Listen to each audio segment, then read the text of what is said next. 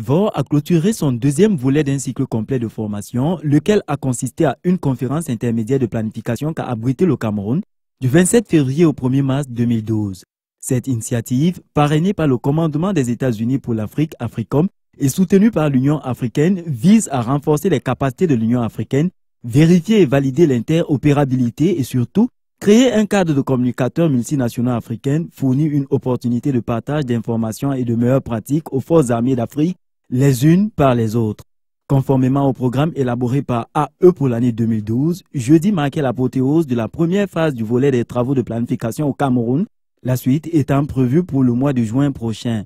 En lieu et place de la salle de conférence de l'hôtel Aquapalace, le décor de la cérémonie de clôture s'est définitivement planté avec l'arrivée du représentant du gouverneur de la région du littoral, M. Maurice Dioufo Sarr, comme à l'ouverture au son de la fanfare traditionnelle des forces armées camerounaises.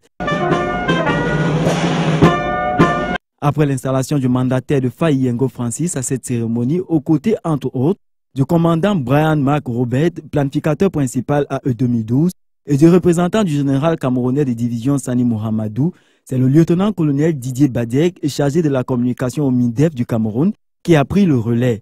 S'adressant aux 40 représentants internationaux et aux 36 pays ayant pris part à la conférence, le chargé de communication a établi le programme de la cérémonie, non sans remercier les participants.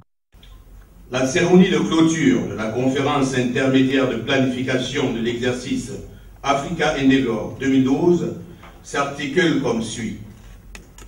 Mot du représentant du commandant américain pour l'Afrique, remise de support souvenir aux chefs de délégation et des albums, remise d'attestation de participation et de gratitude à la commission locale d'organisation par le représentant de l'UOS AFRICOM, discours de clôture officielle de la conférence par monsieur le gouverneur de la région du littoral, exécution des hymnes nationaux, fin de cérémonie.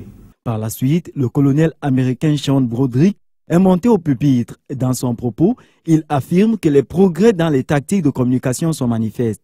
M. Tioufou, quant à lui, dans la langue de Shakespeare, a remercié tous les participants, mais a surtout salué l'initiative Africa Endeavour. Des certificats ont été remis aux militaires méritants pour leur contribution à la réussite des travaux dans les secteurs de la santé, de la communication, de l'organisation, du protocole, pour ne citer que ceux-là.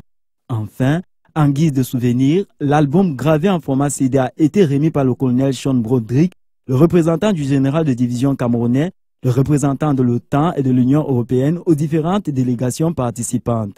C'est la fin de la cérémonie, pourtant elle ouvre d'ores et déjà les perspectives pour le rendez-vous de juin prochain au Cameroun. Nous prendrons des dispositions afin que toutes les équipes soient mises en place avant le commencement de l'exercice. Nous travaillerons avec le commandement de la base navale de Douala pour assurer que l'exercice se déroule bien. Il convient de rappeler que chacune des conférences regroupe entre 150 et 165 participants, la toute prochaine étant prévue en avril au Congo-Brazzaville.